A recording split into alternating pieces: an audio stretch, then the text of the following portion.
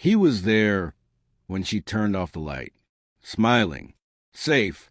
She checked twice, like always, tucked the blanket under his chin, kissed his forehead, whispered, "Good night, Eli," and he said it back, "Good night, Mommy." It was June 2nd, 1990, a Wednesday, a night no different from the 100 before it. The window was locked.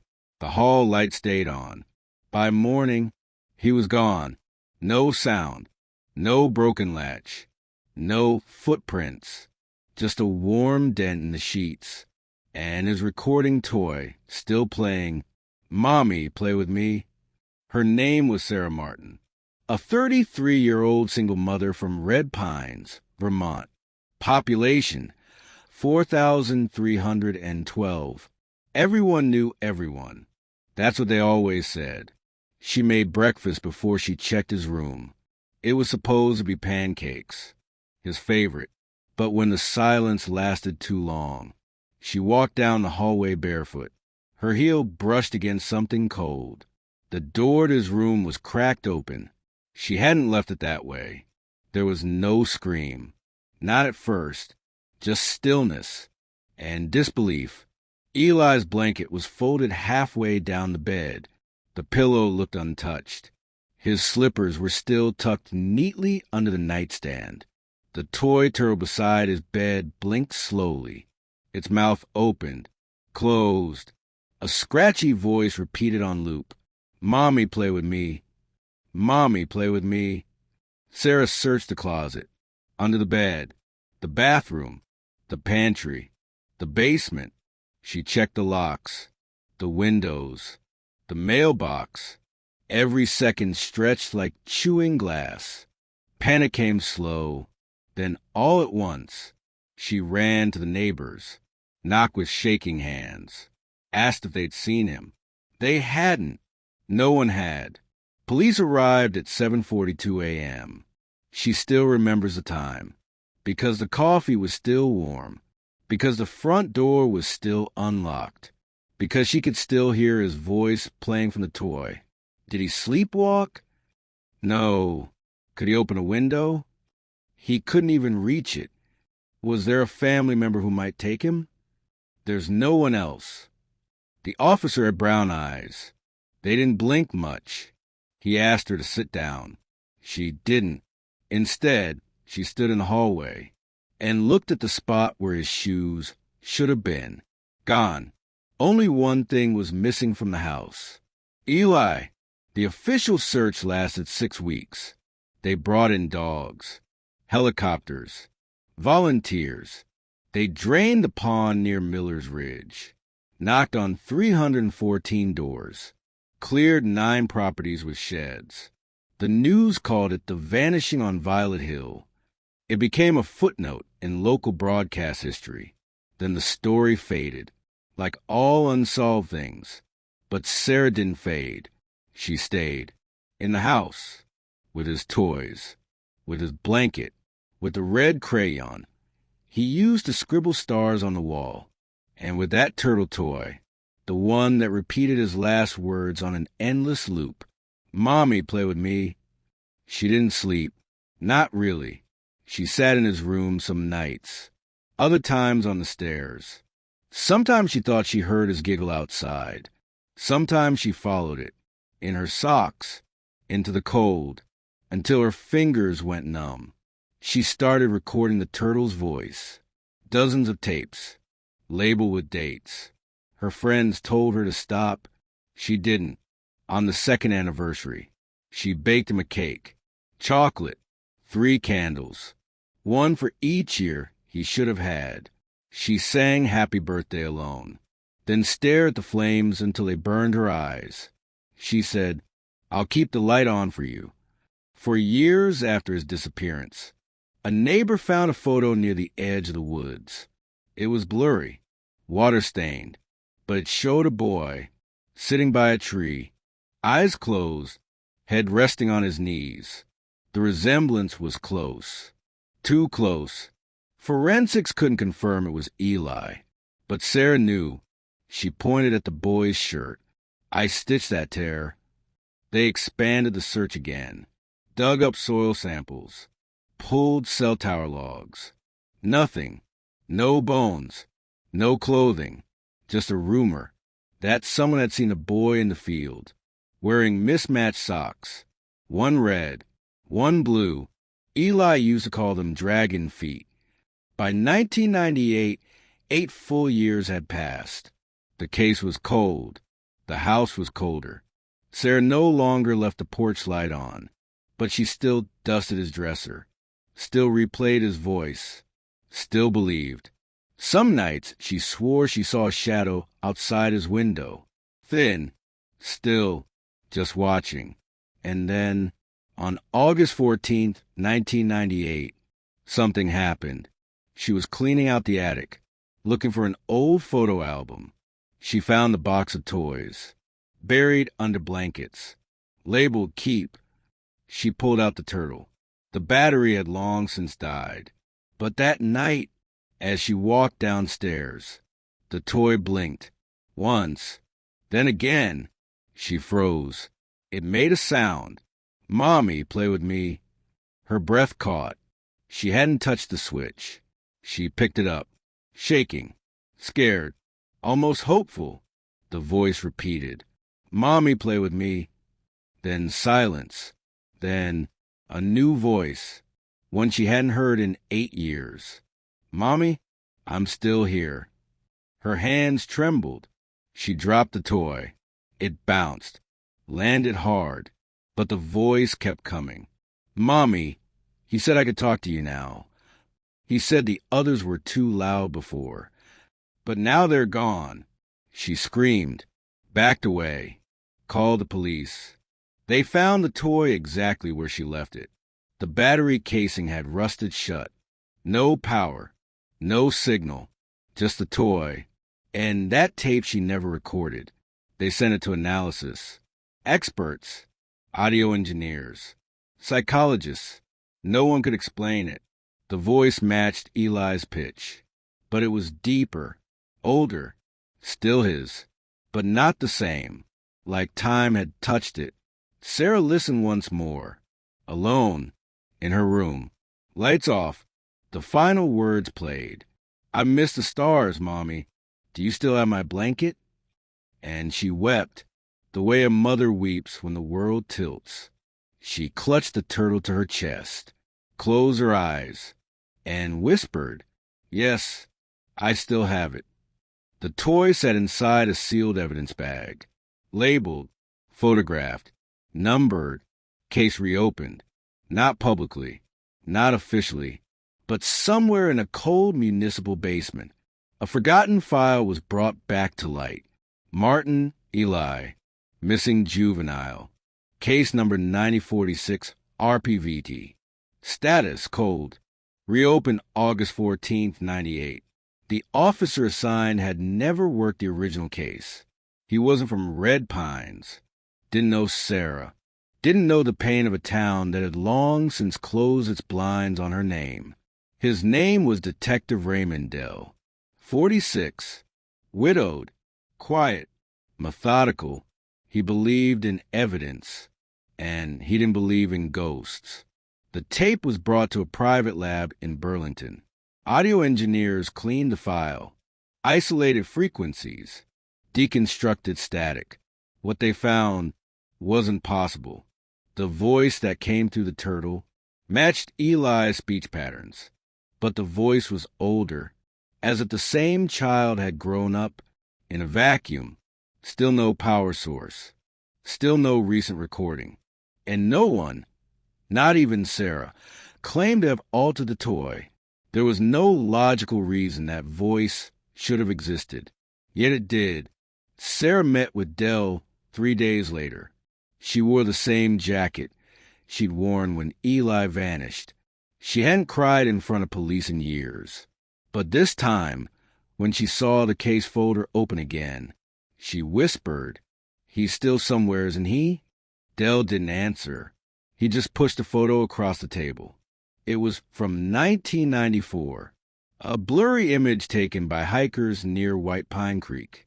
In the background, barely visible, a boy, standing by a tree, wearing one red sock, one blue. Sarah stared at the image. Her hands tightened around the edges. That's him. The hikers had never come forward. No name, no statement. Just a photo, mailed anonymously to local police. It had been logged, filed, forgotten. Until now, Dell reviewed the original statements from the first search team. He noticed something strange. Multiple volunteers, on separate days, had reported hearing a soft clicking near the marsh at the tree line, a sound like plastic tapping, repeated, like a metronome, or the toy. The marsh had been drained twice. No evidence recovered, but Dell went back. Alone, on the 5th hour, he found something buried under a flat stone, covered in algae, almost unrecognizable. A second turtle toy, broken, cracked, its face eroded. He took it to the lab. There was no battery inside, but the recorder still had 1 second of audio intact. 1 second, one word, cold. Back in Red Pines, Sarah began to notice changes. The house felt different, not haunted, just aware. She said sometimes she'd wake up to find the lights on in Eli's room, or the closet open, or the drawers half pulled. Once, she found a drawing on the fridge, childish lines, stars in the corner, and a stick figure holding a smaller one by the hand. You didn't draw this? No. Have you had any visitors? Only you. Dell took the drawing into evidence. The ink was fresh, less than 48 hours old, and the style matched Eli from schoolwork in 1989. Dell didn't believe in ghosts, but he started locking his own doors at night. He interviewed Sarah again, this time not at the station. In her kitchen, he asked about Eli's habits, his fears, his favorite toys. She spoke quietly. Then she paused. There's something I didn't tell him back then. He waited. The night before he disappeared, he said something strange. He told me, he comes in my dreams, Mommy. The man with the wires. Dell wrote it down. Man with the wires. Then asked, did Eli ever mention that before? Once, maybe twice, but I thought it was just a nightmare. She looked away. He said, he puts things in our heads. The phrase stayed with Dell. He ran it through old FBI databases. Nothing specific, but one document flagged an unrelated cold case from 1986 in Pennsylvania. A child went missing, left behind his favorite toy. 3 years later, the toy turned up 50 miles away, inside a locked locker in a bus terminal. The tape in that toy said, he put something in me. Dell kept digging. He found 5 more cases. All children. All vanished between 1985 and 1992. All with toy voice recorders. Each one resurfaced years later with a new message, a voice that sounded older, hardened, changed. He created a map, pins, dates, names. A pattern began to form. They formed a spiral, all centered around one place, a town that no longer existed on modern maps. Hollow Creek, abandoned, unmarked, erased after a fire in 1983. But before it burned, it was the site of a private developmental clinic, owned by a man named Dr. Arthur Vale. Sarah had never heard of him, but Dell kept digging. Vale specialized in sensory progression therapy. Whatever that meant, the files were vague, redacted, but one phrase stood out. Auditory mimicry testing. Phase 3, implant retention in minors. Dell made copies of everything. That night, he parked outside Sarah's house. She hadn't asked him to, but something in him just couldn't let her sleep unguarded. At 3:14 a.m., he saw a flicker of light in Eli's room. It wasn't a lamp. Not the hallway. Something colder. It pulsed once, then vanished. He ran inside. Sarah was asleep on the couch, clutching the turtle. It was warm, though it hadn't been on. He picked it up, pressed play, and heard the voice again. He's coming back, Mommy. He wants the others now. They left at dawn, Del and Sarah. No flashing lights, no reporters, just the gravel crunch of tires pulling away from a house that never healed. They didn't tell anyone, didn't file a formal request, because Hollow Creek didn't officially exist anymore. It was erased. But Del had a folder, full of names, newspaper fragments, an obituary with no body, a clinic with no record, and a pattern that pointed straight toward silence. The road to Hollow Creek wasn't paved anymore, just frostbitten earth, overgrown roots, and a sign half buried in dead ivy. Welcome to old Hollow Creek. Pop 261. Spray paint crossed out the number. Beneath it, someone had written, Leave. They parked at what used to be Main Street. Just bones now. A gas station, roof collapsed. One street lamp still upright. And a row of brick foundations where homes once stood. Sarah stepped out slowly. Her boots crunched glass. She held Eli's turtle in her hand like a compass. There was no wind, no birds, not even insects. Just the brittle sound of her breath in the cold. They walked to where the clinic once stood. Del checked the coordinates twice. There was nothing now but a rectangular indentation in the soil. Maybe a basement. Maybe a cellar. He found a metal hatch under leaves. It was rusted shut. But Sarah bent down, pressed her ear to it, and whispered, It's humming. They returned with bolt cutters, a pry bar, and a silence between them so heavy it felt like gravity. Inside, the air smelled old, stale metal and dried earth. The first room had no furniture, just a table, and a sink crusted in red. Not blood, just rust. But something else was carved into the wall above the sink. It said, Do not forget the test. Del snapped photos. His flashlight flickered. Sarah stepped forward. The turtle in her hand blinked. Twice. It hadn't done that since August. Then it played. Not the usual phrase. Not, Mommy, play with me. Instead, I remember the cold room. He made us stand in rows. He said we were radios. They stopped moving. Del pulled the toy from her hand. Opened the back. Still no battery. Still no circuitry to explain a voice. And still, unmistakably, Eli's. They moved deeper into the ruins. Old pipes twisted above their heads. Flaking paint. A gurney rusted to one side. An overturned metal chair with a leather strap dangling loose. Then a door. Still locked. Still intact. On the wall beside it, a keypad. Faded, but wired to something. Del touched it. It sparked once. A single green light blinked. And the turtle spoke again. The code is mine. It's my birthday, Mommy. Don't forget the stars. Sarah staggered back. His birthday's March 3rd, 1985. Del typed 030385. The lock clicked. The door opened. The room was cold, much colder than the others. Preserved. Inside were shelves, jars with faded labels, books, binders, stacks of cassette tapes labeled by number. Each had a name. Each name was a child.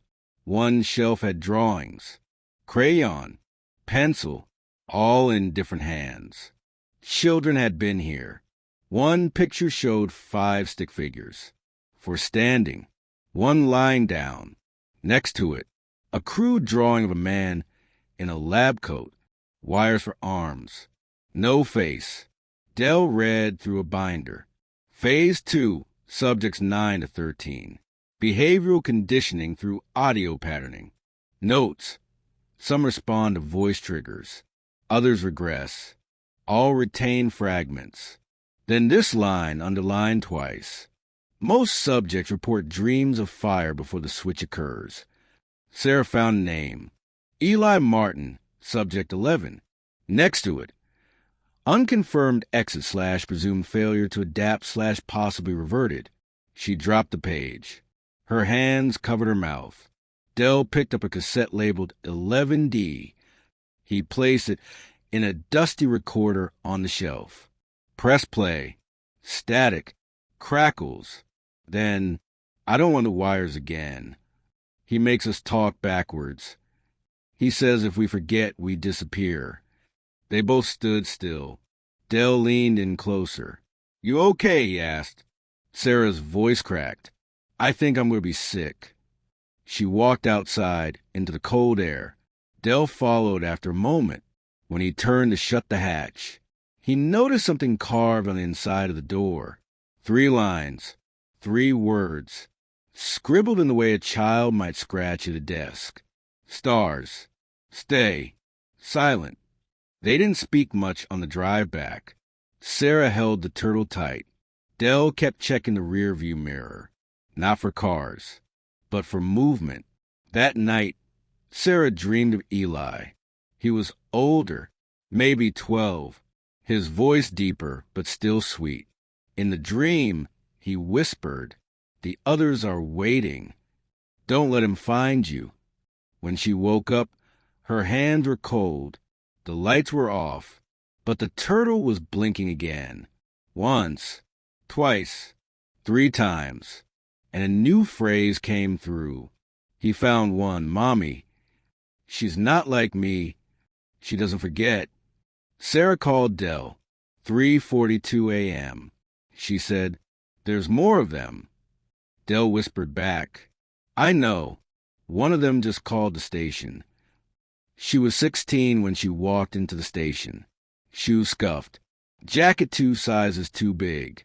Hair cropped short like she'd cut it herself. The officer at the front desk didn't know what to do with her. She didn't ask for help. Didn't ask to use the phone. She said one sentence. Clear, soft, straight into his eyes. I know where the others went. They brought in Dell. He sat across from her in interview room B. Recorder off. Notebook closed. Her name was Clara Meeks. Born March 1983. No address. No parents. No ID. But she knew things. Things she wasn't supposed to know. She described the clinic. Every hallway. The doors. The humming sound behind the walls. She drew the gurney in exact dimensions, knew the keypad, knew the word carved into the metal hatch. Stars. Stay. Silent. Dell leaned forward. How do you know this? She didn't blink. Because I was subject 10. She remembered the tests. Some with lights.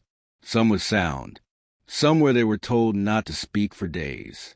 And some where they were told to speak things that weren't their own thoughts. They wanted us to echo. Sarah watched behind the glass. Her fingers trembled. She had brought the turtle toy with her, held it against her chest. It stayed silent. For now, Clara described a man. Tall, glasses, smelled like coffee and bleach. His name was never said. They called him the listener because he never spoke. He just wrote, watched, and listened to their dreams. She remembered one room with no corners, just smooth walls and a chair in the center. They called it the dome. If you cried, the lights would get brighter. If you screamed, the floor would vibrate. Dell turned on the recorder. Clara, what do you remember about Eli Martin? She looked down, breathed in once. He was my friend. He was kind. He used to hum to himself when he got scared. They hated that. She paused. One day, he didn't come back from the dome. Sarah pressed her hand to the glass. Clara continued. The listener told us he went to the stars. But then, 2 days later, I heard his voice through the vents. He was crying. Dell's voice was barely audible. Did you see him again? Clara nodded, but he wasn't the same. He didn't talk much after that. He just stared, like he was listening to something no one else could hear. They called him Subject 11, said he was special, that he responded to audio implants faster than any of us. Dell leaned back in his chair. What kind of implants? She looked up for the first time in minutes. Eyes glassy, like the memory itself had sharp edges. They said we could be tuned, like radios, that the right frequency would make us do things. She began to cry. Not loud, not broken, just steady, like someone remembering a language she had tried to forget. Clara was placed in protective custody. Dell stayed up that night, reviewing the tape. He played one segment over and over. They said we could be tuned. At 2:07 a.m., the turtle toy began blinking again. Sarah was asleep on the couch. The toy was across the room. No one had touched it. It blinked 4 times, then played a message. One word. Clara. She woke to the sound, sat upright, turned on every light in the room. She called Dell. He answered on the first ring. I think it knows she's here. The next morning, Clara asked for crayons. She drew 4 children. One had a scar on his cheek. One was holding a turtle. One was looking away. And one was missing his eyes. She pointed to the second figure. That's Eli. Sarah looked at the drawing. How do you remember him so clearly? Clara didn't answer for a while, then said, because I dream what he dreams. Dell reached out to old FBI contacts, sent redacted files, found a memo buried in an outdated archive. Subject, Arthur Vale / Unregulated Testing / Auditory Manipulation Project, 1980 to 1983. Note, project disbanded after Hollow Creek fire. Personnel unaccounted. Subject data unrecovered. Then, at the bottom, survivors believed to retain involuntary recall of embedded commands. Extreme caution advised during interrogation. Triggers may be active. That night, Clara had a seizure. No warning, no signs, just collapse in the foster home bathroom. They found her clutching a shampoo bottle like it was a microphone. She was muttering, "He's awake now. He remembers everything. He's coming back for me." Dell reviewed the security footage. At 3:14 a.m., the same time Sarah had heard the voice weeks before, the lights in the hallway flickered. A shadow moved across the door. No one was there, but the voice in the background whispered. 10 was always the strongest. When Clara recovered, she refused to speak for 2 days. Then she handed Dell a folded piece of paper, a drawing of a spiral, with numbers circling the outer ring. Inside it, for words, "We never really left." Sarah brought the turtle with her when she visited Clara. Clara refused to touch it, wouldn't even look at it. "He used to talk through those," she said, "but not anymore. Now he talks through us." Clara told them there was a place in the woods, not Hollow Creek, somewhere deeper, older, a place where the listener took the children who failed the tests. She called it the chapel, but it wasn't a church, just a circle of stones, a speaker embedded in the ground, and a chair with no legs. "They made us sit there until the noise stopped," she said. "Sometimes it never did." Dell and Sarah prepared to go. One last journey. One place untouched since the fire. Clara marked the map with an X. Then she whispered, "If he's still dreaming, that's where he'll be." It wasn't marked on any map. No sign, no path, just dense forest, rotting branches, thorns that tugged at their clothes like fingers that didn't want them to pass. Clara had drawn a route by memory, a jagged red line across a blank space. No roads, No names. Just an X, deep in the folds of Vermont's forgotten woods. Sarah and Dell drove as far as the dirt would let them, then walked. Hours passed. The sky thickened with gray. And then it appeared. Not a building, not a chapel, but a clearing, circular, carved unnaturally clean among the trees. And in the center, a ring of stones, 7 of them, equal distance, each with wires coiled like vines at the base. And in the middle, a chair. It had no legs, no back, just a slab of metal, sunken into the frozen ground. The forest was quiet, too quiet. No birds, no wind, just the sound of breathing, and the faintest hum. Dell moved first, camera in hand. He took photos of everything, the stones, the wires, the base of the chair. Each stone had a small symbol etched near the top, some kind of crude, repeated emblem, a spiral, with a line slashed through it. Sarah knelt near the center, held Eli's turtle toy in her hand. It hadn't blinked in days. She placed it gently on the chair, stepped back, waited. Nothing. Then 1 blink, then 2, then 3, and then it spoke. This is where we stopped being real. This is where he made us listen. This is where we forgot our names. Dell's breath caught. He turned to Sarah, but she was staring ahead, eyes fixed on something he hadn't noticed yet. Just beyond the clearing, tucked behind the trees, a door, metal, partly sunken, half covered in leaves and time. It was attached to a rusted frame, the remnants of some subterranean bunker. No keypad, no lock, just a handle. They hesitated, then pulled. It opened with a groan that sounded almost afraid. Stale air rushed out, cold, sour, like a place that hadn't been opened since children last breathed inside. They entered. The hallway was narrow, uneven, walls lined with foam insulation, now crumbling. The floor sloped slightly downward. They passed broken speakers embedded in the ceiling.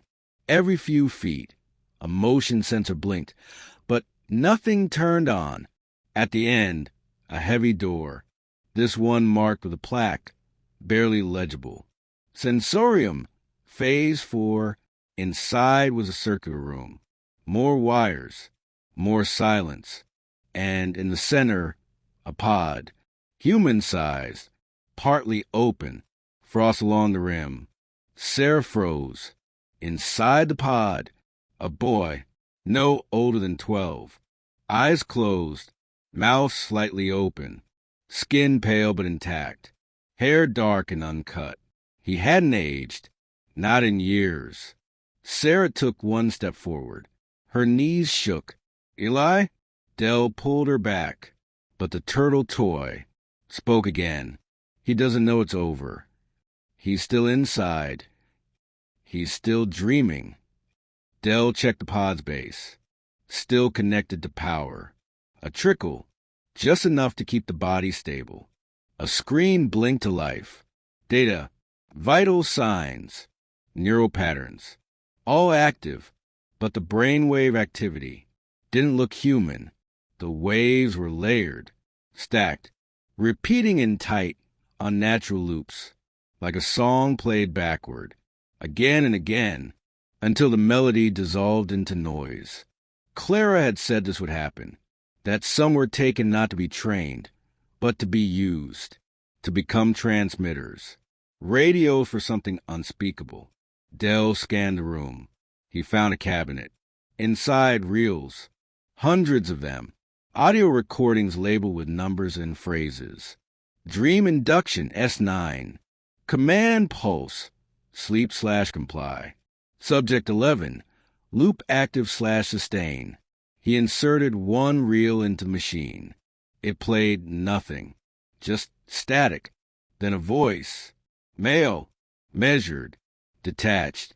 We have confirmed subject stabilization. Dream cycle locked. Exposure window active 0800 to 1600.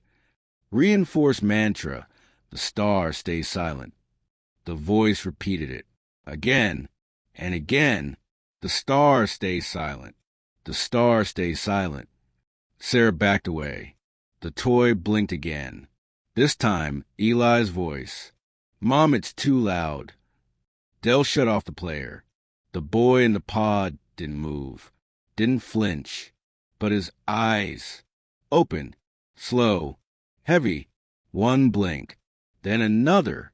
He looked at them and then said, I waited so long. Sarah sobbed, reached forward, but didn't touch him. Eli, is it really you? He didn't nod, didn't smile. He just said, he told me not to wake up. He said I would ruin everything. But your voice broke it. Dell moved in. Do you remember the listener? Eli nodded. Slow. He's still here. Dell's throat dried. Where? Eli raised his hand, pointed at the wall. Not at a door, not at a camera. At a mirror. Dell approached, looked close, then touched it. The mirror flickered. Behind it, a room, empty, except for a chair, a microphone, and a skeleton, slumped, long dead, glasses still intact, clipboard on the floor. Dell found the ID badge. Arthur Vale. Sarah stepped into the observation room, looked through the glass, at her son, alive, but not free. Eli turned toward the mirror, whispered, he tried to make us one thing. But we're too many.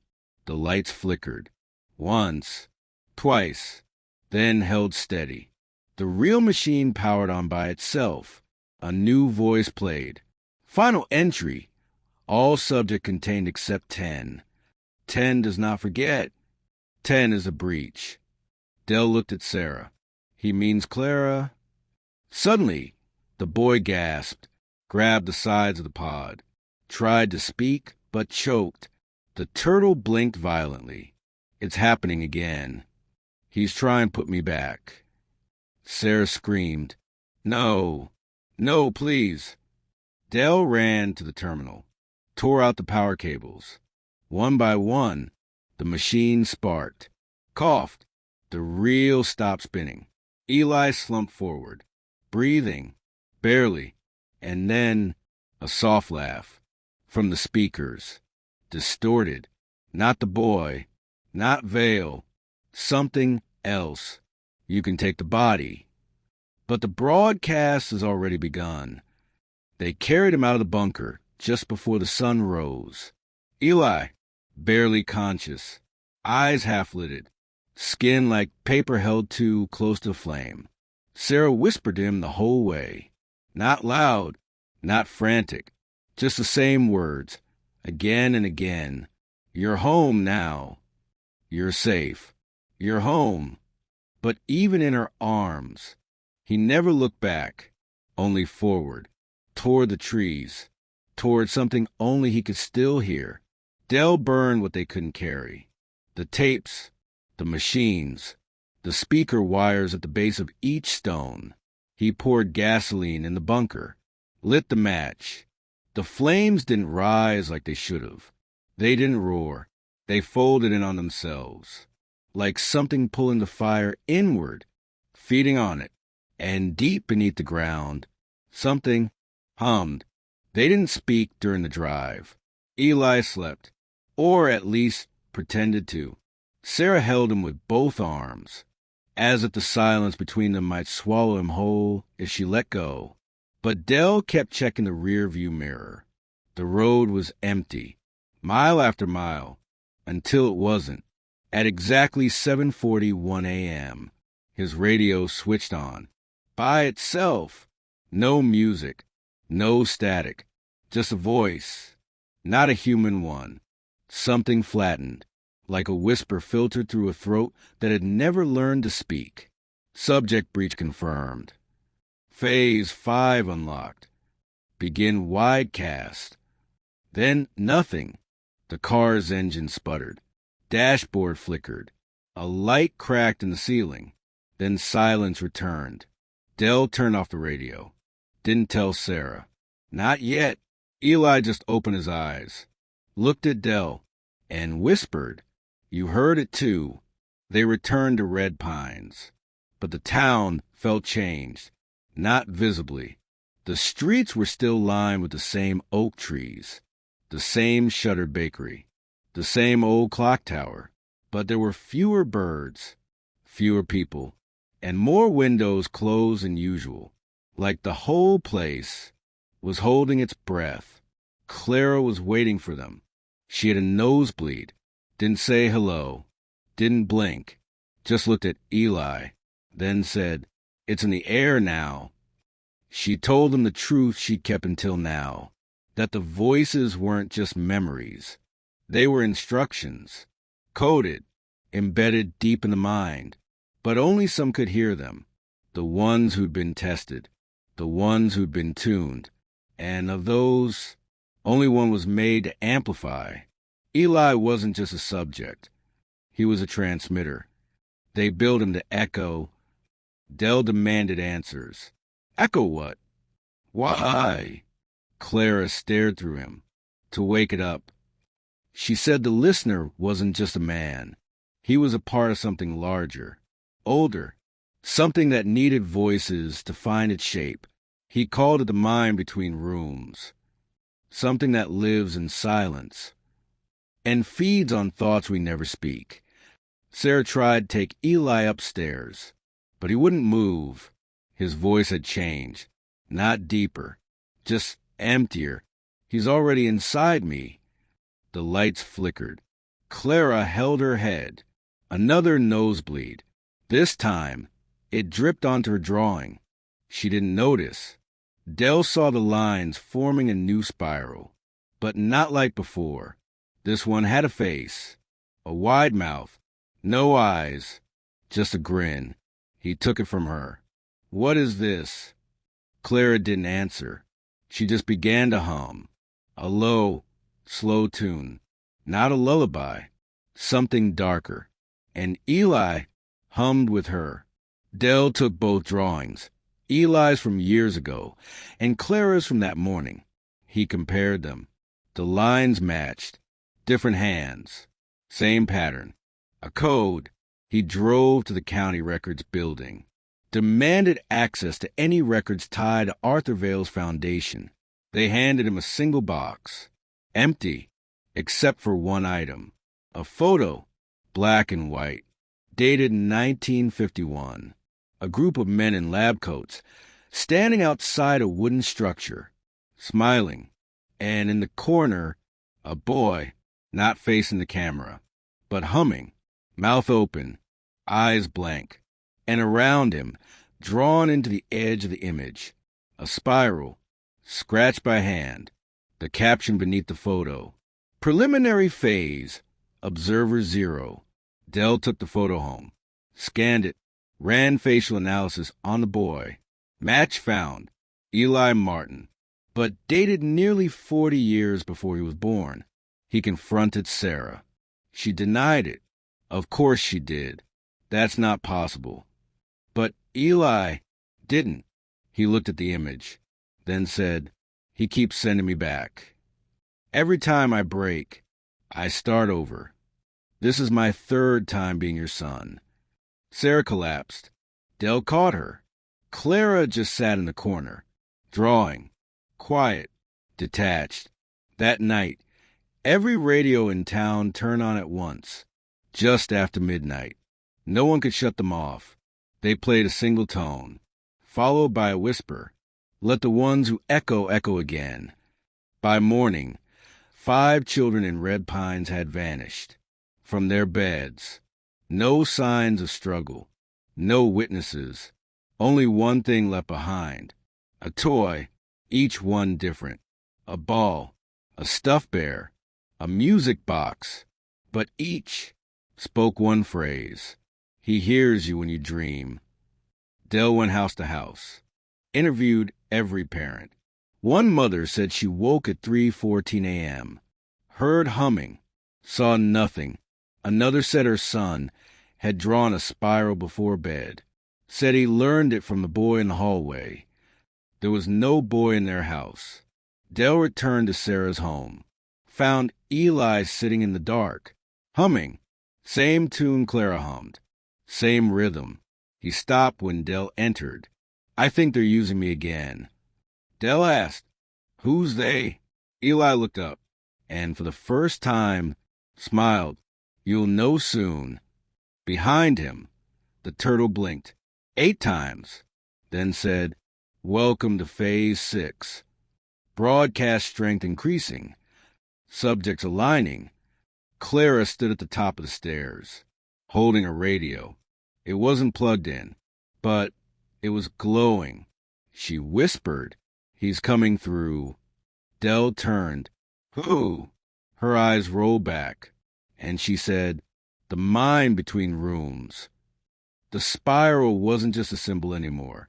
It was showing up everywhere, etched into frost on windows, drawn into the dirt behind the school, carved into a tree behind Dell's house. And the worst of it, children were the ones drawing it. Even those who had never heard the story, never met Eli, never spoken to Clara. They were humming it in class, scribbling it in notebooks, tracing it on fog mirrors after showers. It had spread. Dell met with the mayor of Red Pines, brought photos, evidence, audio from the radios. The mayor stared at him, expression blank, eyes twitching ever so slightly. Then he said, "You're not supposed to interfere with broadcasts." Dell stood frozen. "What did you say?" The mayor blinked, then cleared his throat. "I don't remember saying anything." That night, Dell replayed the audio from the interview. Nothing. No whisper. No warning. Just silence. Like it had never happened. He drove to Sarah's place. It was raining now. Not hard, but enough to coat the windshield in streaks that refused to clear. The spiral was drawn in the condensation of his back window. Not there when he'd gotten in. Not his hand. Inside, Clara hadn't spoken in over an hour. She just sat at the kitchen table, pencil in hand, drawing spirals on paper after paper after paper, each one tighter, more chaotic, more intricate. Eli sat across from her, still, silent. Then, without warning, he whispered, "They're building a bridge." Dell stepped closer. To where? Eli didn't look up. "Where they are." Sarah finally said what Dell had been afraid of for days. What if Eli didn't survive that place? What if this isn't our son? What if he's what was left behind? Dell didn't answer. He couldn't, not when he'd begun dreaming the same dream every night. A hallway, too long, too dark, with humming at the end, and a door, always locked, until last night, when he opened it.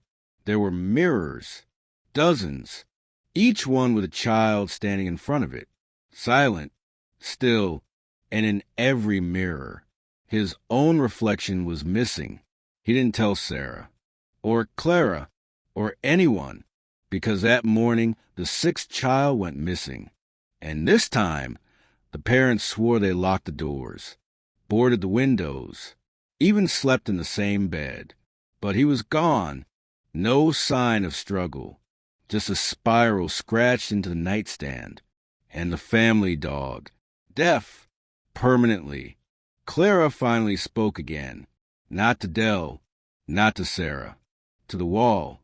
He said the adults would be next. But we wouldn't notice at first. Because it doesn't take your voice. It takes your choices. The local radio stations went down. Everyone, replaced with a tone, low, faint, beneath perception, but present. Sarah's nose began to bleed that night. So did Dell's. So did half the town. At 3:14 a.m., Sarah found Eli standing in the backyard, barefoot, eyes open, staring at the trees. She asked him what he was doing. He said, "I'm listening." The next morning, Sarah couldn't remember what day it was, or what she'd cooked for dinner, or how long Eli had been home.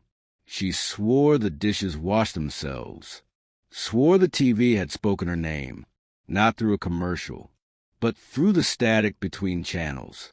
Dell checked the radio towers. Most were fine, but one was active, a hidden frequency, looping an old reel from Hollow Creek, a file Dell never remembered saving. He pressed play and heard his own voice, subject 12 compliant, exposure window consistent, awaiting response. It wasn't a recording. It was live. Somehow, something was speaking through his voice. He shut it off, drove straight to the town library, pulled every file on Arthurvale. Nothing new, but tucked in a local legend book, a page folded twice. The mind between rooms.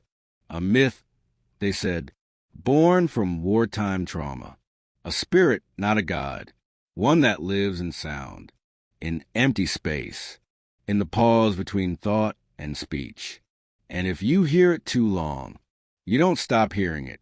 Sarah found Eli standing in front of the mirror that evening, touching it, not his own reflection, but someone else's, a face she didn't recognize. Not a child, not an adult, something shifting, like static shaped into bone. She called Dell. He told her not to look into it. Too late. She already had, and now she couldn't stop seeing it in her dreams. At the edge of town, people began leaving. Those who didn't understand but felt the weight. A few packed quietly. Others ran.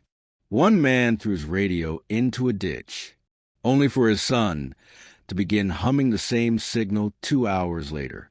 Clara said the town was becoming a receiver, not for music, not for voices, but for something outside of choice.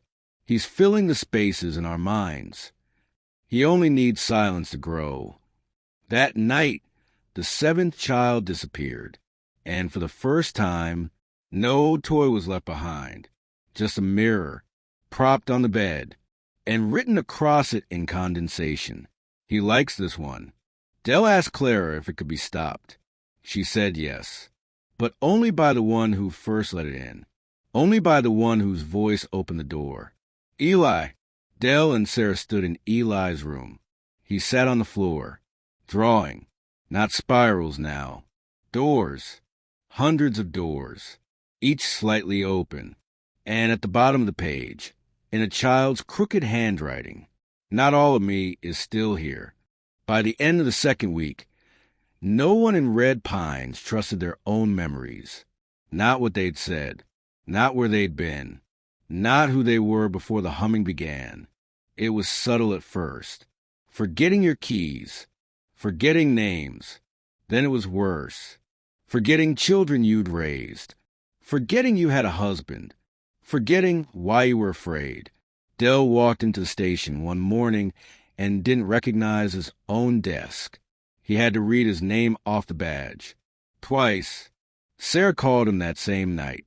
She couldn't remember Eli's birth date, or whether he was left or right-handed, or how long he'd been missing, even though he was sitting right in front of her.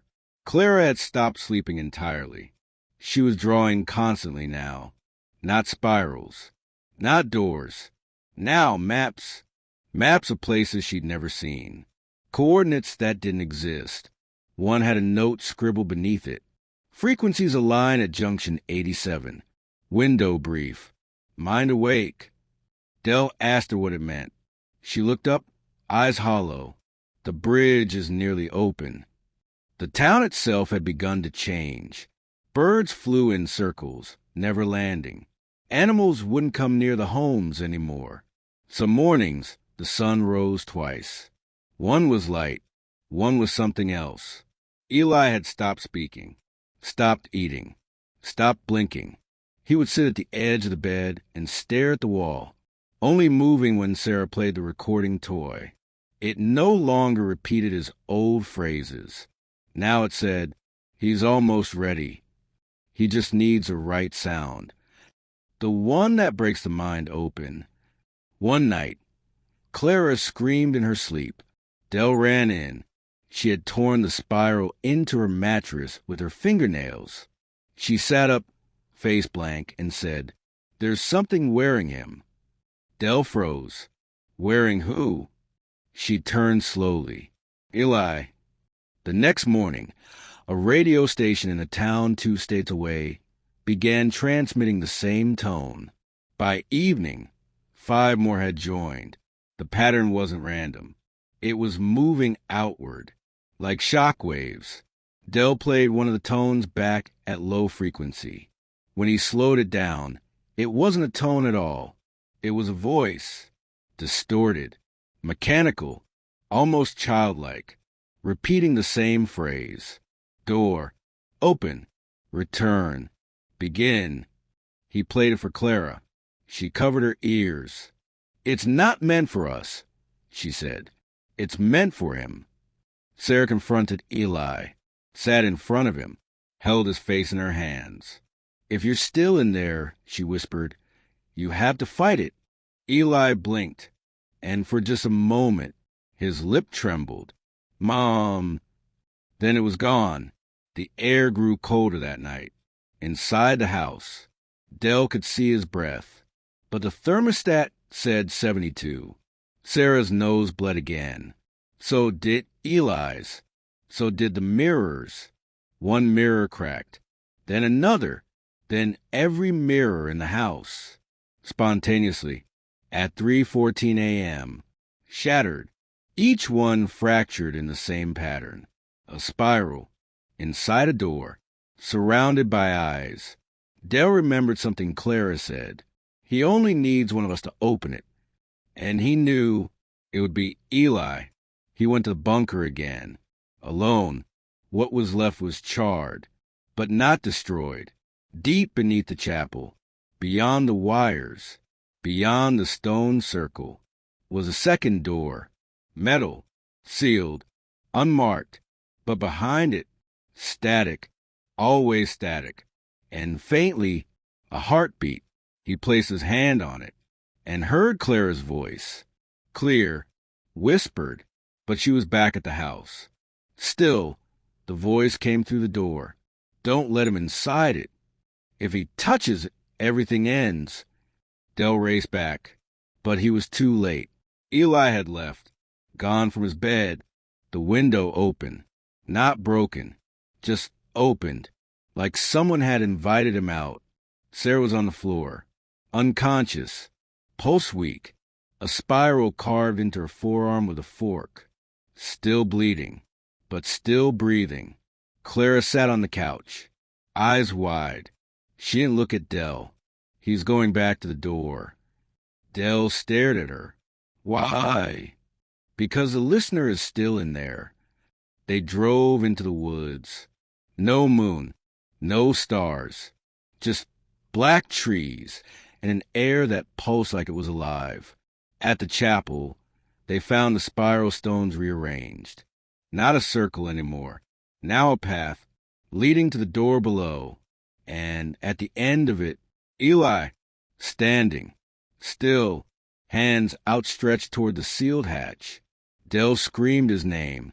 Eli turned, eyes black, no whites, no reflection. Not Eli, something else, something wearing him. Clara stepped forward. "If you go through," she said, "you won't come back." The thing in Eli's body whispered, "Good." Dell grabbed Clara's hand. "What happens if he opens it?" Clara looked at him. "We all get tuned. Not to music, not to thought, but to him." The mind between rooms. The toy began to blink, even though no one had touched it. 8 times, 9, 10, and then in Eli's own voice, "Mom, help me." He was fighting. Some part of him was still inside, still his. Dell ran forward, grabbed him. Eli fell, convulsing, trembling, eyes flickering. Clara dropped to her knees, began whispering something, a counterhum. A pattern, opposite of the spiral. A straight line. A break.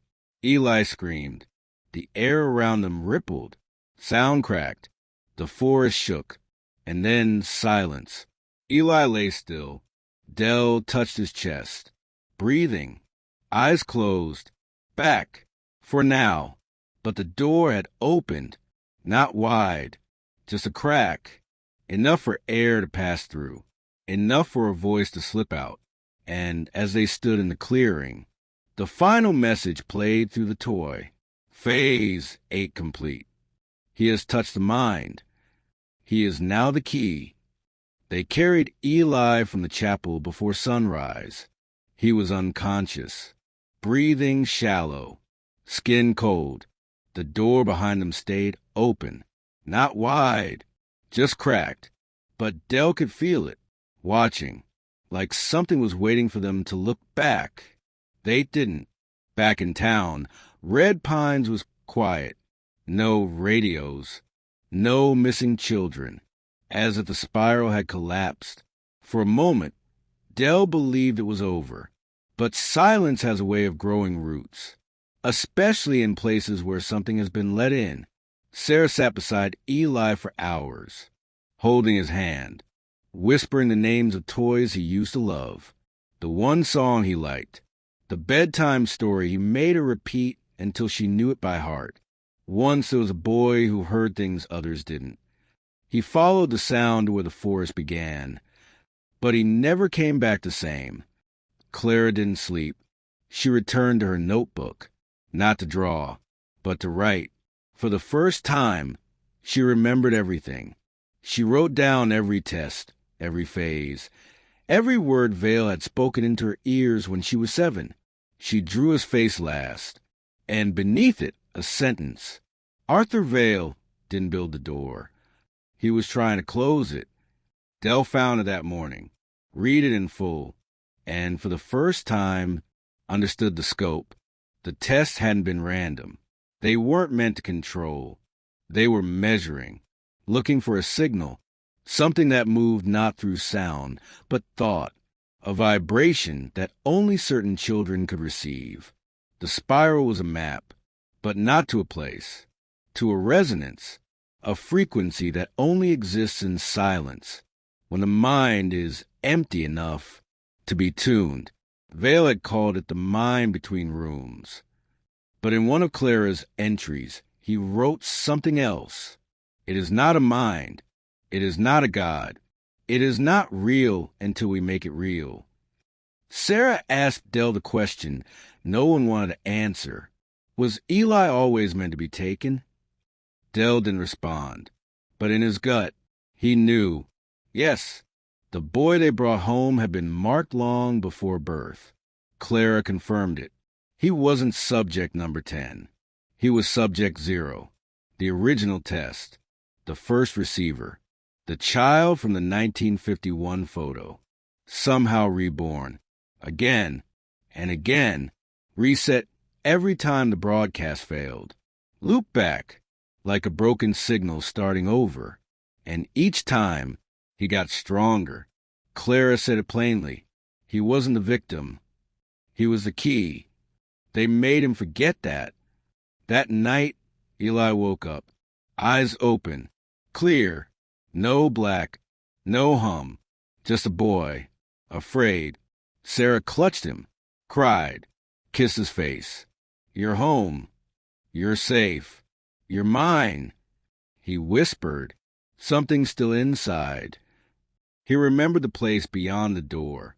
Not rooms, not tunnels, just thoughts, disjointed, echoing, other versions of himself, talking, screaming, watching. Some were older, some younger, but all of them were him, and none of them wanted to come back.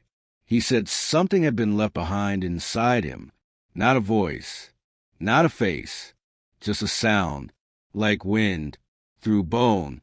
Clara listened, then asked one question. Do you want to be free? Eli looked at her, then nodded. They returned to the chapel one final time. This time, the door wasn't cracked. It was wide open, but inside, only darkness. No machines, no mirrors, just silence. And in the center, a chair, the same kind from before, waiting. Eli stepped forward. Alone, Sarah reached out, tried to stop him. He turned. If I go in one more time, I think I can break the loop. Dell whispered, and if you don't? Eli didn't answer, just walked inside and vanished. The door closed behind him, not slammed, just sealed. No sound. They waited. 1 minute, 5, 30, nothing. Then the forest shook, a low rumble, and every spiral stone cracked, splintered down the middle. The toy, which Dell had kept in his coat, blinked once, and then stopped forever. That was the last time anyone saw Eli Martin. Days passed, weeks. The town began to recover. No more disappearances, no more humming, no more mirrors cracking. But everyone who had heard the signal still carried something in them, a gap, like a pause in thought that never quite filled. Sarah moved, left Red Pines for good, changed her name. She said she still dreams of him, but not as he was, as he might have become, a boy made of static, smiling without lips, calling to her through the seams of sleep. Clara stopped drawing. She became quiet, lighter. She said something had been released, something older than language, and for now, it was satisfied. Dell stayed. He visits the chapel once a year. The door has never reopened. The stones have not grown back. But on the third visit, he found a drawing, pinned to a tree with a twig, a child's hand, a spiral broken in half, and a single sentence below it. I found the space between thoughts, and I shut it. There were no initials, no date, no signature, just one final line, scrawled in dirt beneath the tree. No more rooms, no more doors, no more me. The spiral ends here.